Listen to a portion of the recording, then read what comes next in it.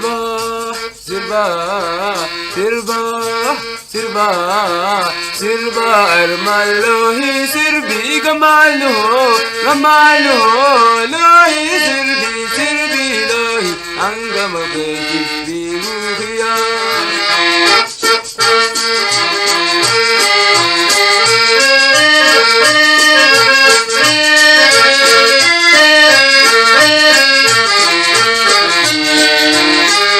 Seni binti kula indir tirbina Seni binti kula indir tirbina Seni jakula arkul firdina Seni jakula arkul firdina Sirba sirba sirba sirba sirba armaloi sirbi gamano gamano loi sirbi loi angama sirbi buhiya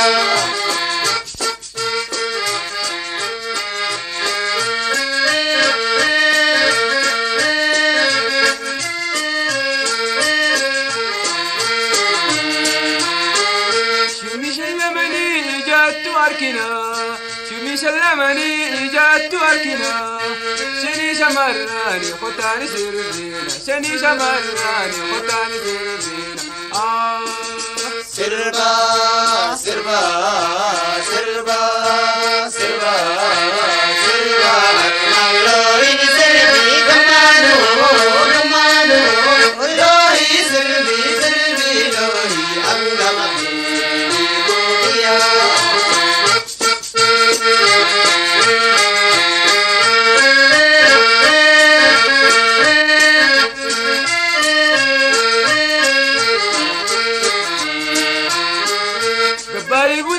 تغارو تنادا غباري غدادا تغارو تنادا غباري خشادا غبسي بين آدا غباري خشادا غبسي بين آدا سربا سربا سربا سربا سربا أرمالوي سربي كمانو كمانو لوي سربي لوي أنغما سربي بوغيا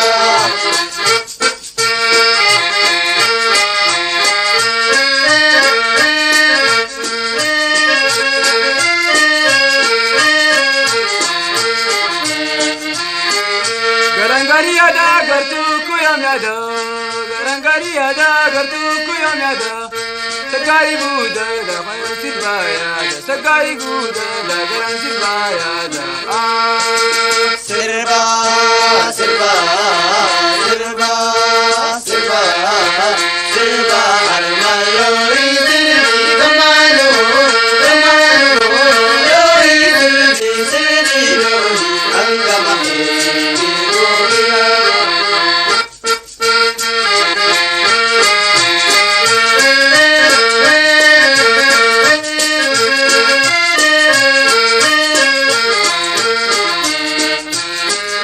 Jabaluna jalu sinji pusinjala Jabaluna jalu sinji pusinjala Jala tama sirba odi sirba olla Jala tama sirba odi sirba olla Sirba sirba sirba sirba sirba armaloi sirbi gamano gamano loi sirbi loi angama sirbi buhiya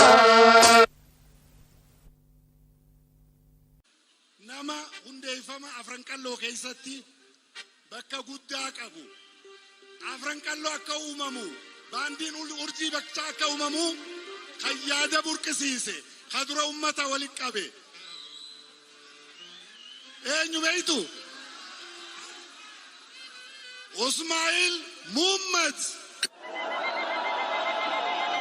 Usmaa'il Muhammad afranqalloo keessatti utubaadha muuziqaa isaa beektan sirba beektu gaafa biyyaa ba'uus wal argu waan oollu isa gaafa afranqalloo hundeessee afranqalloo roorrifamee hoggaa kufuu deemus sanuu hin kufne yeroo yeroodhaan baandiin adda addaa dhaabbachaati as ga'ee isin uumamtanii akkasitti waggaa 52 dura biyya beeti arra isinii dhufee jira. Muuziqaalee lamaan san amma urmiin isaa 77. Arra biyyatti kan deebi'e waggaa 52 biyya alaa biyya hambaa ta'eeti sababa roorrootiin. Kanaaf akka gaariitti simaddaa muuziqaan afran qalloo maal akka fakkaatu muuziqaa sarraa hubattan. Isin ilmaan Jaarraa Abbaa Gadaa, ilmaan Elamoo Qilxuu, ilmaan Sheek Bakrii Sabaloo alaabaa isin qabattan kanaas abbootii keessa warra maqaa dhooyne kanaatu qopheesse. Faaruu alaabaa sana bakka itti qophooyte abbaan as keessa jira. Abdullaahi Luungoo abbaa qabsoo Oromooti. Muhammad Umar Qaadii alaabaa sana qopheesse. Jaarraa Abbaa Gadaatii fi Elamoo Qilxuu qabsoo Oromoodha. Hundeessan seenaa guddaa qaban. Qeerroo ganamaa yaaman. Har'aan tana qeerroon isiniin naamusaan bilisummaa teenya kunuunsitanii akka didamtan isin gaafachaa. Usmaa'il.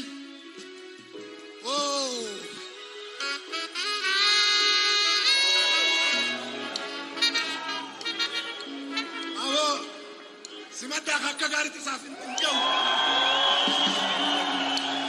Usmaa'il gaafa afran qalloon hundeeffamu maal jeeseetan? Qaanqeen har'aa ifaa boruu taatii jee turenni kun.